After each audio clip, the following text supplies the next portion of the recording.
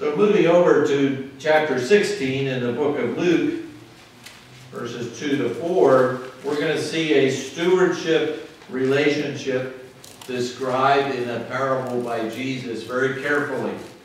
And that's what I want you to notice about these different characteristics that are part of a dispensation. It says in Luke 16, verse 1, he also said to his disciples, there was a certain rich man who had a steward, and an accusation was brought to him that this man was wasting his goods.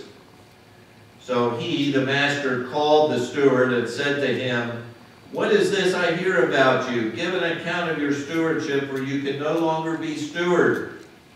Then the steward said within himself, what shall I do? For my master has taken the stewardship away from me. I cannot dig, I'm ashamed to beg. I have resolved what to do, that when I am put out of the stewardship, they may receive me into their houses. So he very shrewdly, while he still has the authority to be steward, he deals with the issue so that he can provide for himself. Never minding the reality that what Jesus is telling is a story about an unjust steward, a steward who is not doing his job properly. But notice the elements that are involved here. There are 4 of them. So the first element is to notice that there are 2 parties involved. There is one who has the authority to delegate responsibilities and duties.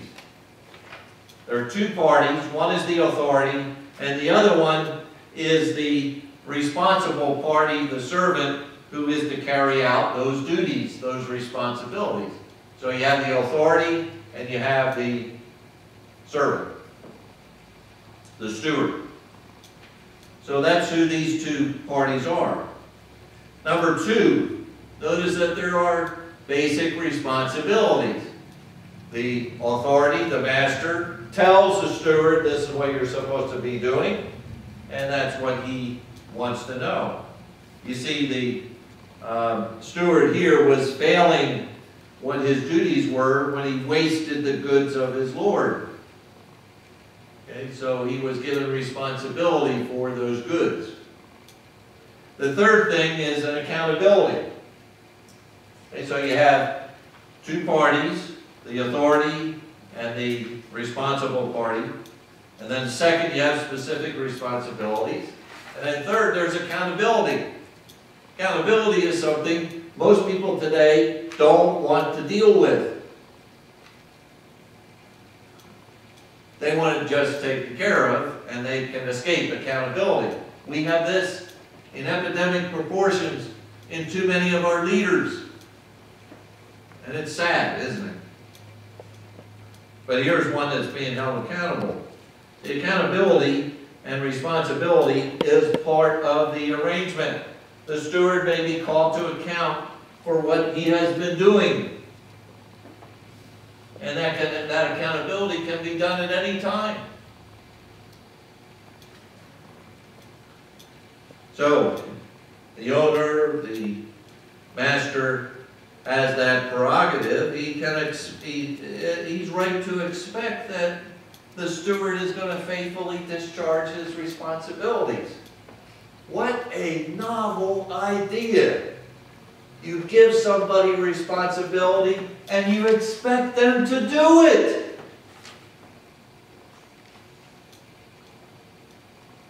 And the fourth, a change may be made at any time by the master. A change. The steward was held accountable, and he was brought to account because the master has the authority to say, you cannot be steward anymore.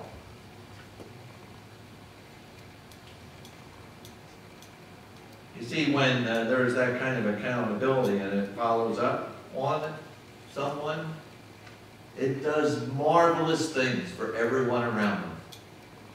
All of a sudden, they're paying attention. Oh, I'm responsible. And somebody's going to check on me. So I'm going to do the job that I'm supposed to do. And that's the way it should be. So these four features tell us that what a stewardship is, and this is actually the way God works. He actually works this way. And Luke 16 just gives us those characteristics of what a stewardship is, and these are what are involved in the dispensations. Now, if you look on this chart a little later, but you might be able to see it clearly right now, you'll see an RFJG, and that R stands for responsibility.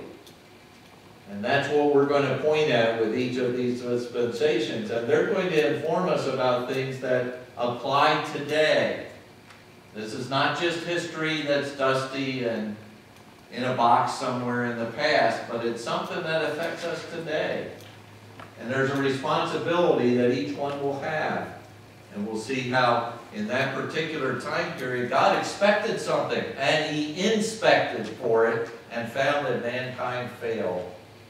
And it shows the sinfulness of man and man's need for a Savior, man's need for God, and man's rebellion against Him, refusing to submit.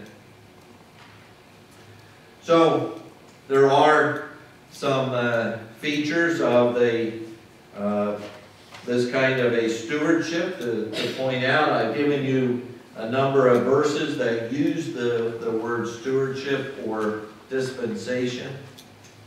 And just to point out, like this parable points out, there is an authority, and the one that's ultimately in charge is God Himself, isn't He? He is the authority.